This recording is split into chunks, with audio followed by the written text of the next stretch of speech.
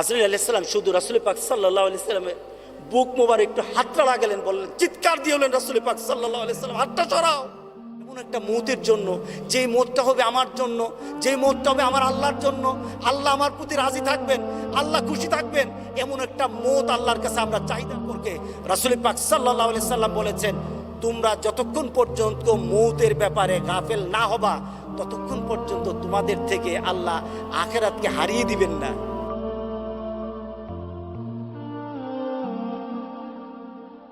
রূহ এবং দেহ দুটার সমন্বয় মানুষের দুনিয়ার জিন্দেগিও হবে, আবার আখিরাতের জিন্দেগিও হবে। মৃত্যুর সময় আমরা মনে করি কি যে আমাদের রূহটা আলাদা হয়ে গেছে, এটা মৃত্যুর মাধ্যমে হয়, কিন্তু মৃত্যু পরবর্তী সময় কিন্তু আবার আমাদের রূহ এবং আমাদের দেহকে এক করে দেওয়া হয়। আমাদের রূহ এবং আমাদের দেহকে আবার এক করে দেওয়া হয়। তখন কিন্তু রূহ এবং দেহ আলাদা থাকে না। যেমন রাসূল পাক সাল্লাল্লাহু আলাইহি সাল্লাম বলেছেন, ফাতুআদু রূহাহু ফি জাসাদি, মানুষকে যখন কবরে রাখা হয় তখন রূহটা তার মধ্যে আবার ফিরিয়ে দেওয়া হয়, ফি জাসাদি, তার জাসাদের মধ্যে, তার শরীরের মধ্যে রূহটা ফিরিয়ে দেওয়া হয়। ওয়ায়াতিহি মালাকান, দুইজন ফেরেশতা আসে। কয়জন ফেরেশতা? দুইজন ফেরেশতা আছে। ফায়ুজলিসানিহি, তাকে বসানো হয়। দেহ থাকলে বসবে কিভাবে? দেহর সাথে যদি রূহ না থাকে বসতে পারবে না। রূহটা আবার তাকে ব্যাক করানো হয়, তখন তাকে দুইজন ফেরেশতা এসে তাকে আবার বসানো হয়। তাহলে বোঝা গেল কি, রূহ শুধু একক কিছু নয়। একটা মানুষের জন্য রূহ শুধু একক কিছু নয়, রূহ এবং দেহ এর সমন্বয়ে মানুষের দুনিয়ার জিন্দেগিও আখিরাতের জিন্দেগিও। কি বলেন? এখন ভুল বুঝলেন কি না যে আমাদের রূহের মাগফিরাত, এই কথাটা ভুল। আমরা যেভাবে সমাজে কথা বলি রূহের মাগফিরাত, এটা ভুল। বলতে হবে যে ব্যক্তি মারা গেছে তার মাগফিরাত, তার মাগফিরাতের কথা বলতে হবে। সুতরাং এই রূহের ব্যাপারে আমাদের চিন্তা হলো কি, যে রূহটা চলে যায়, রূহটা চলে যায় একটা ক্ষণিকের সময়ের জন্য, রূহটা চলে যায়, কিন্তু আবার আমার কাছে ফিরে আসে, এটাই সত্য। সুতরাং আমরা যেটা বলে থাকি, চিন্তা করে থাকি, এটা ভুল। এখন থেকে আমাদের চিন্তা করতে হবে, মানুষ দুনিয়াতে যেমন, মৃত্যুর পর ঠিক তাকে ওইভাবে আবার গড়ে দেওয়া হবে। যেমন আল্লাহ সুবহানাহু ওয়া তাআলা বলেছেন, কাইফা তাকফুরুনা বিল্লাহ, তোমরা কিভাবে কুফরি করো, ওয়া কুনতুম আমওয়াতান, তোমরা ছিল মৃত। কি ছিল? মৃত। সুম্মা আহইয়াকুম, এরপরে তোমাকে আবার জীবন্ত করা হয়েছে, তোমাকে আবার জীবন দেওয়া হয়েছে। সুম্মা ইউমিতুকুম, এরপরে তোমাকে আবার মৃত্যু দেওয়া হয়েছে। সুম্মা ইউহয়িকুম, আবার তোমাকে জীবন্ত করা হয়েছে।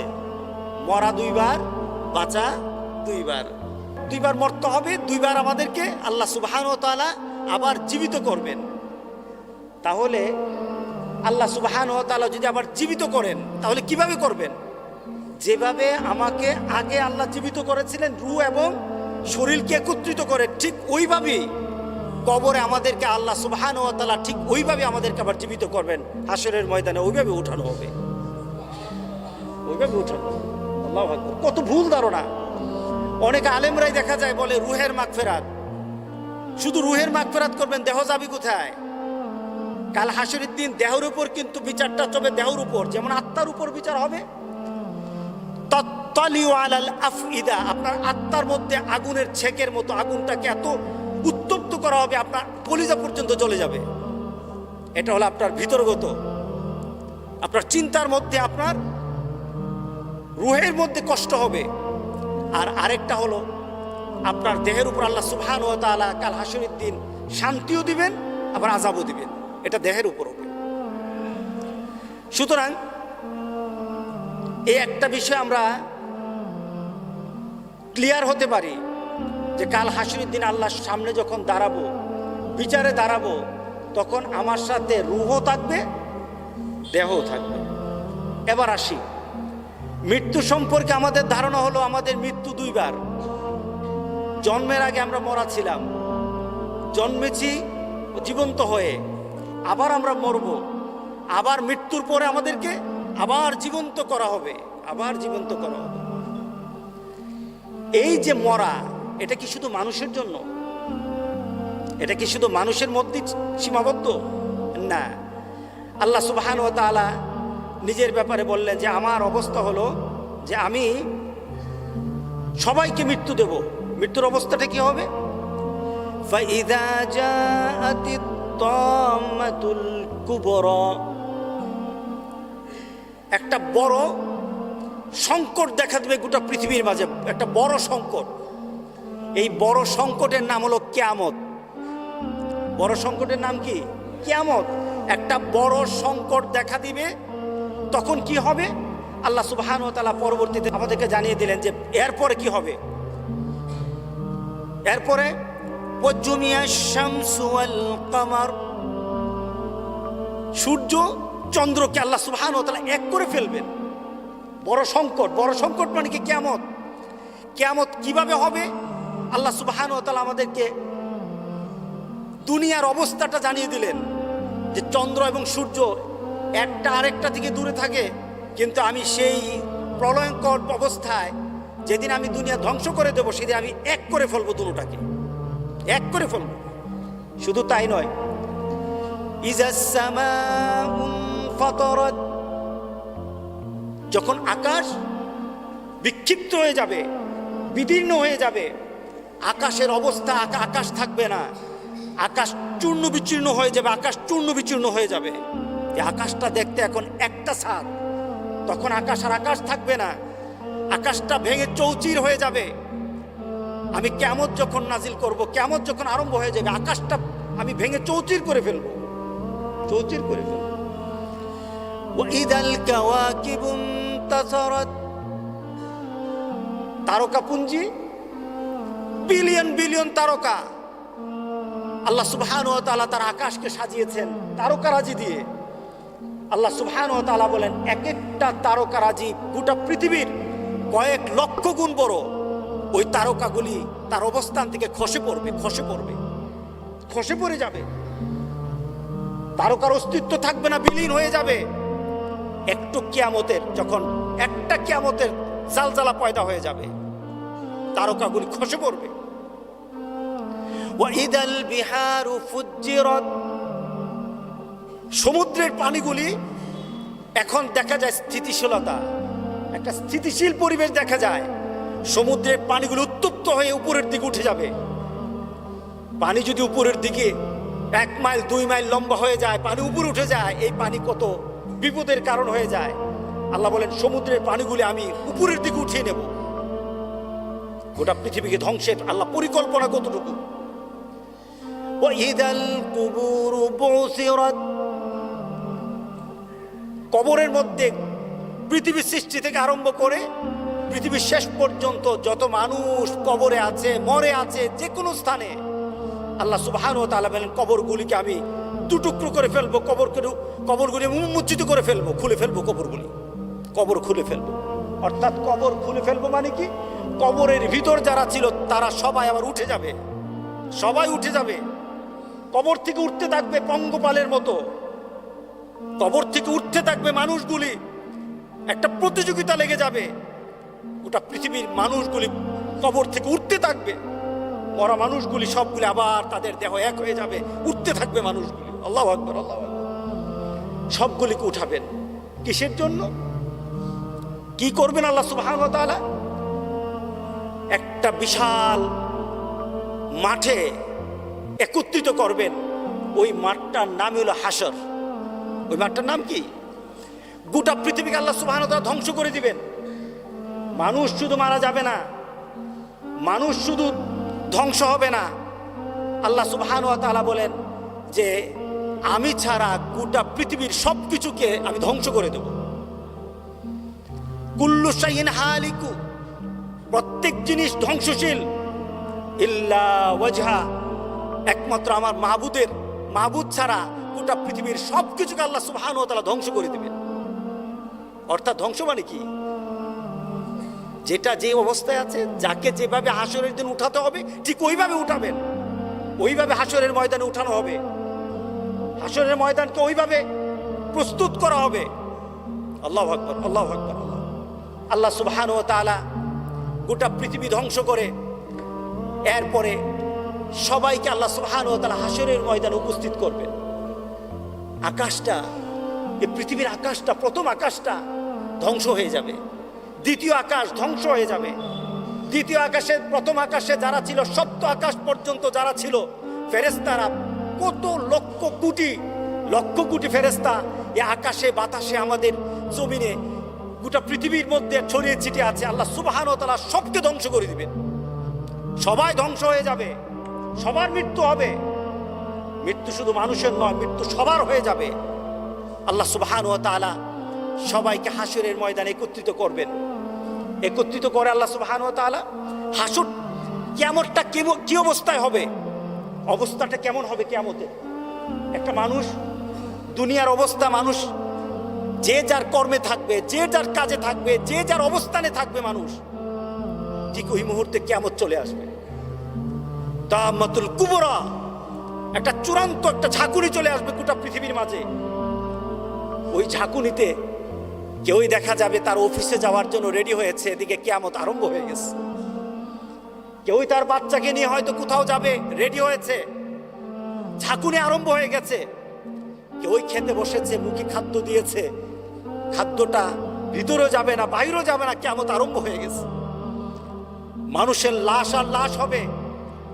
কেউই তার কারো কাফনের জন্য কেউ হাঁটবে না যে আমার কাফনের কাপড় দরকার, আমার পরিবারে কেউ মরে গেছে, আমার আত্মীয় স্বজন মরে গেছে, তার কাফনের কাপড় দরকার। ওই কাফনের কাপড় খোঁজার মতো মানুষ পাওয়া যাবে না, কারো কবর খুঁড়ার মানুষ পাওয়া যাবে না। প্রত্যেকটি মানুষ লাশ হয়ে যাবে, লাশ আর লাশ, লাশ আর লাশ। আল্লাহ সেখান থেকে আবার উঠাবেন জীবন্ত করে। আল্লাহ সুবহানাহু ওয়া তাআলা হাসরের ময়দানে সব একত্রিত করে এরপর আল্লাহ সুবহানাহু ওয়া তাআলা এবার জানতে চাইবেন,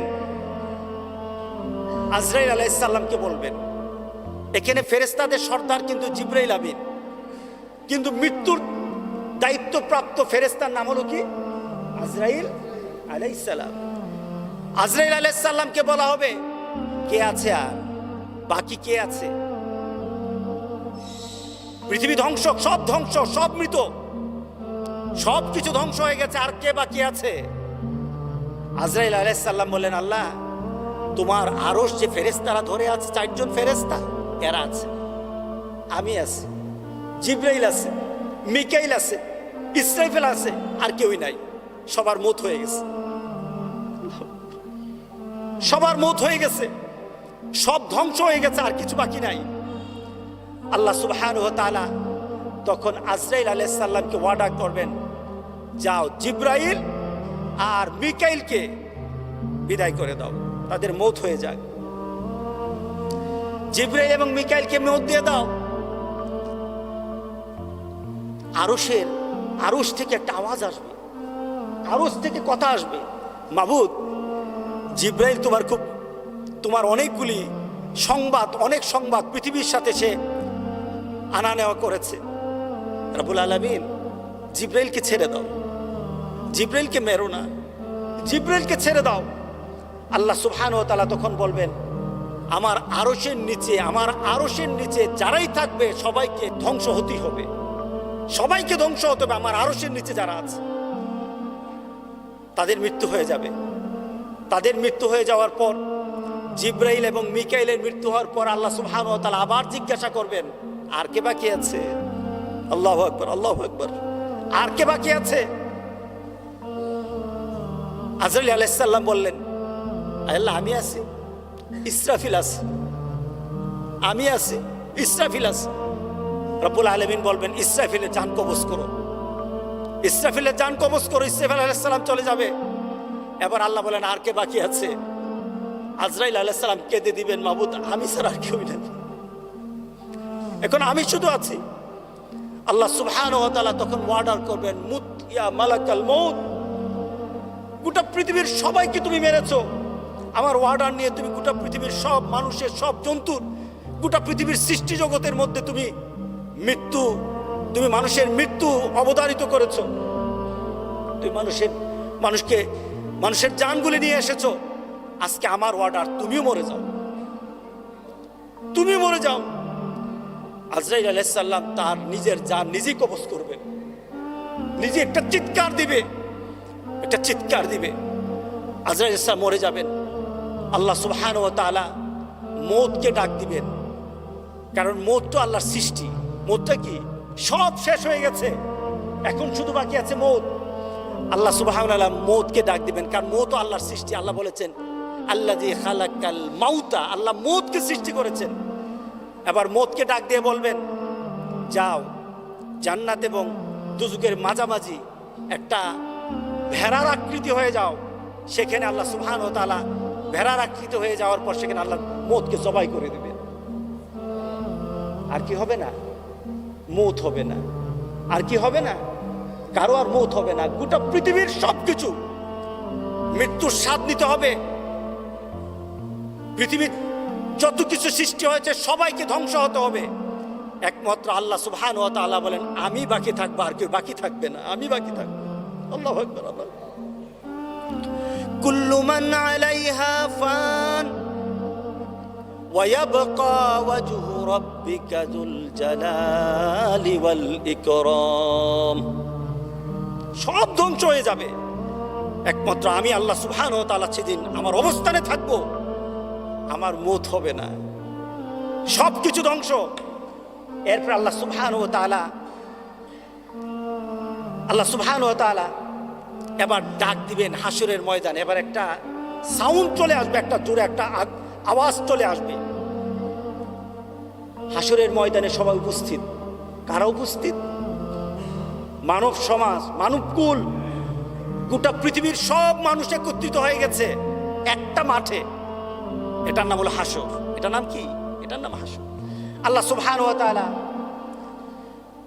তখন ডাক দিবেন, মান কানা লি শারীকান ফালইয়াতি, যে আমার সাথে শরীক করেছো আমার ইবাদতের মধ্যে, আমার আমলের মধ্যে, আমার ক্ষমতার মধ্যে, আমার নিয়ম নীতির মধ্যে, গোটা পৃথিবীর মধ্যে যারা শরীক করেছো, আসো আজকে আমার সামনে, আসো আমার সামনে আসো। কেউ কথা বলবে না, কেউই কথা বলবে না। এবার একটা জালজালা পয়দা হবে হাসরের ময়দানে, একটা প্রকম্পিত ভাব হবে। আল্লাহ সুবহানাহু ওয়া তাআলা তখন বলবেন, তিনবার বলবেন, আনাল মালিক, আনাল মালিক, আনাল মালিক, আমি অধিপতি, আমি মালিক, আমি আল্লাহ সুবহানাহু ওয়া তাআলা। গোটা সৃষ্টি জগতের আমার হাতে কর্তৃত্ব, আর কারো কাছে কর্তৃত্ব না। আল্লাহ যখন এই কথাটা বলবেন, গোটা সৃষ্টি জগৎ আল্লাহর এই কথার দিকে তাকিয়ে থাকবে, আল্লাহর কথার দিকে তাকিয়ে থাকবে। আল্লাহ বলবে, আনাল মালিক, আমি আল্লাহ, তুমি যার ইবাদত করেছো, যাকে মানো নাই, সেই আল্লাহ আমি। দ্বিতীয়বার প্রকম্পিত হবে, আল্লাহ সুবহানাহু ওয়া তাআলা বলবেন, আনাল কুদ্দুসুস সালামুল মুমিন। প্রকম্পিত হবে আল্লাহ সুবহানাহু ওয়া তাআলা নিজের পরিচয়, আনা কুদ্দুসুস সালামুল মুমিনিন। এরপর তৃতীয় আরেকটা ঝাঁকুনি হবে হাসরের ময়দানে। আল্লাহ সুবহানাহু ওয়া তাআলা বলবেন, আনাল মুহাইমিন আল আজিজ আল জাব্বার আল মুতাকাব্বির। আমি আল্লাহ সুবহানাহু ওয়া তাআলার পরিচয়, আমি হলাম মুহাইমিন, আমি হলাম আজিজ, আমি হলাম জাব্বার, আমি হলাম মুতাকাব্বির। আল্লাহ নিজের পরিচয় যখন হাসরের ময়দানে দিবেন, হাসরের ময়দানে একটা আওয়াজও থাকবে না, একটা আওয়াজ হবে না। সৃষ্টি জগতের সবাই হাসরের ময়দানে একটা আওয়াজ হবে না, একটা আওয়াজ হবে না। এটা চিন্তা করতে পারেন? এতগুলি মানুষ একসাথে, দিনদার, ইমানদার, মুমিন, মুসলমান, কাফের, মুশরিক, সব একখানে, একটা আওয়াজ হবে না হাসরের ময়দানে। আল্লাহ সুবহানাহু ওয়া তাআলা তখন নিজেই হাসরের ময়দানে কিছু ব্যক্তিকে ডাক দিবেন, গোটা পৃথিবীর কিছু নির্দিষ্ট ব্যক্তিকে ডাক দিবেন। কে ডাক দিবেন বলেন তো? আল্লাহ সুবহানাহু ওয়া তাআলা নির্দিষ্ট কতগুলি কয়েকজন ব্যক্তিকে ডাক দিবেন। আইনাল মুলুক, গোটা পৃথিবীর রাজত্ব যারা করেছে তারা কোথায়? সবাইকে ডাক দিবে না, সাধারণকে ডাক দিবে না, সাধারণ মানুষকে ডাক দিবে না। ডাক দিবে কাকে? যারা রাজাদিরাজ, যারা ক্ষমতায় আছে। আল্লাহ সুবহানাহু ওয়া তাআলা সেদিন ডাক দিয়ে বলবেন, আইনাল মুলুক, গোটা পৃথিবীর রাজারা কোথায়? আজকে আমার সামনে আসো। আইনাল মুলুক, আল্লাহু আকবার বলি। আইনাল জাব্বার, গোটা পৃথিবীর মধ্যে যারা মানুষের উপর অত্যাচার করেছো, মানুষের উপর বিভিন্নভাবে ডমিনেট করেছো, মানুষকে শাসন করেছো, আজকে জাব্বাররা কোথায়? ক্ষমতাধররা কোথায়? আজকে আমার সামনে আসো। সবাইকে ডাকবে না, যারা করেছে তাদেরকে ডাকবে না। আইনাল মুতাকাব্বিরুন, যারা নিজেদেরকে গর্ববোধ করেছো নিজের ক্ষমতার জন্য, নিজের অর্থের জন্য, নিজের পরিবারের জন্য, নিজের মানুষের জন্য যারা গর্ববোধ করেছে, আজকে তারা কোথায়? আমার সামনে আসো। লিমানিল মুলকুল ইয়াউম, লিমানিল মুলকুল ইয়াউম, লিমানিল মুলকুল ইয়াউম। তিনবার ডাক দিবেন আল্লাহ সুবহানাহু ওয়া তাআলা। আপনাকে ডাক দিবেন, গোটা পৃথিবীর সবাইকে ডাক দিয়ে বলবেন, লিমানিল মুলকুল ইয়াউম। আজকে রাজত্বটা কার? আজকে রাজত্বটা কার? আজকে রাজত্বটা কার? একটা টু শব্দ আসবে না, একটা টু শব্দ করবে না কেউ। সাহস পাবেন আল্লাহর সামনে কথা বলার। সেদিন নিজেই আল্লাহ নিজের জবাব দিবেন, লিল্লাহি ওয়াহিদুল কাহ্হার। আজকের রাজত্ব শুধু আমার, আমার রাজত্ব। কেউই তোমার সাথে কথা বলবে না। আজকে রাজত্ব আমার। লিল্লাহি ওয়াহিদুল কাহ্হার, আজকে রাজত্ব আমার মতো ক্ষমতা ধরেন আর কোন আজকে রাজত্ব নয়। আল্লাহু আকবার। সেই রাজত্ব আল্লাহ সুবহানাহু ওয়া তাআলা গোটা পৃথিবীর মধ্যে দিয়ে নিজেকে একক অধিপতি হিসেবে আল্লাহ সুবহানাহু ওয়া তাআলা হাসরের ময়দানে প্রতিষ্ঠিত করবেন। মৃত্যু ব্যতীত কেউই বাঁচবে না। সৃষ্টি জগতের সবাইকে মরতে হবে, ধ্বংস হতে হবে, কিন্তু একমাত্র আল্লাহ সুবহানাহু ওয়া তাআলা বলেন, আমি বেঁচে থাকবো, আর কেউই বাঁচবে না। সুতরাং মউত গোটা পৃথিবীর সবকিছুর হবে। এখন প্রশ্ন হলো, এই মউতটা আমরা কেমন চাই? মউতটা আমাদের কেমন হওয়া দরকার? মউতের জন্য আমাদের কি চিন্তা করা দরকার? রাসূল পাক সাল্লাল্লাহু আলাইহি সাল্লাম, দেখুন, রাসূল পাক সাল্লাল্লাহু আলাইহি সাল্লাম মৃত্যুর সময় জিবরাইল আমিন উপস্থিত হলেন। জিবরাইল আমিন এসে বললেন, ইয়া রাসূলুল্লাহ, আপনার জন্য বাহিরে একজন অপেক্ষা করছে।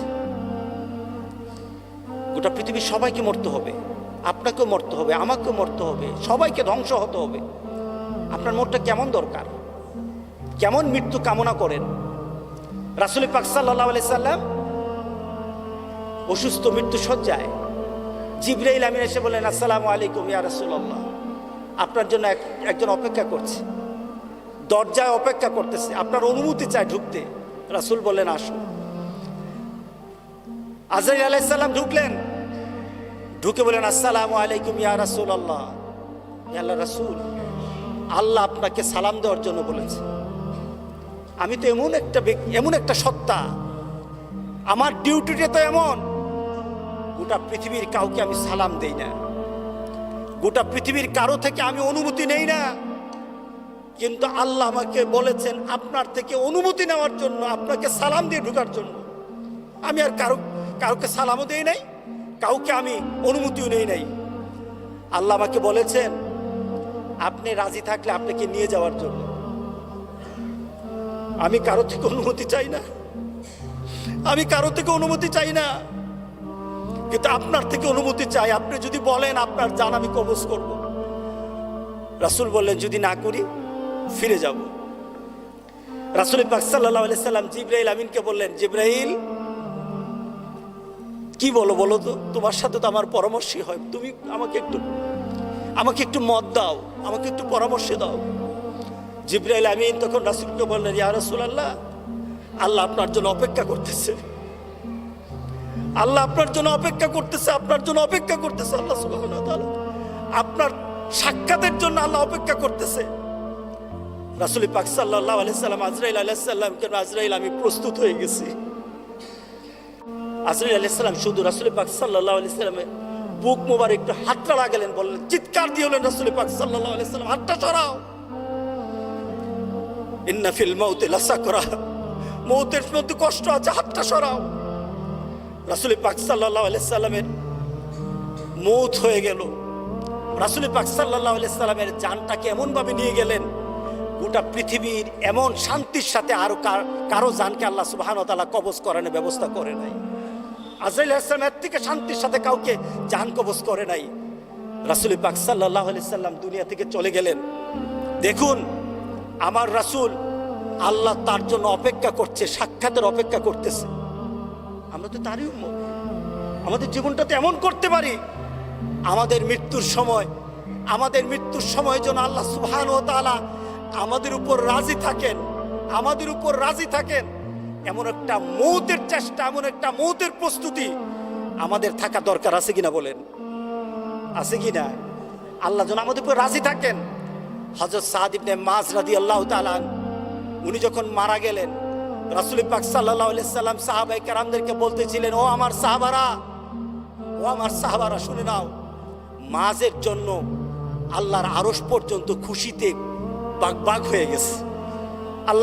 আল্লাহর ফেরেশতারা পর্যন্ত খুশিতে এখন ফেরেশতারা আনন্দ করতেছে, কারণ মুআয আসতেছে, এখান থেকে যাবে কোথায়? আল্লাহর দরবারে। দুনিয়া থেকে যাবে, দুনিয়া হয়তো কষ্ট, কিন্তু যাবে কার কাছে বলেন তো? আল্লাহর কাছে যাবে। সেখানে আনন্দ হচ্ছে মুআযের জন্য,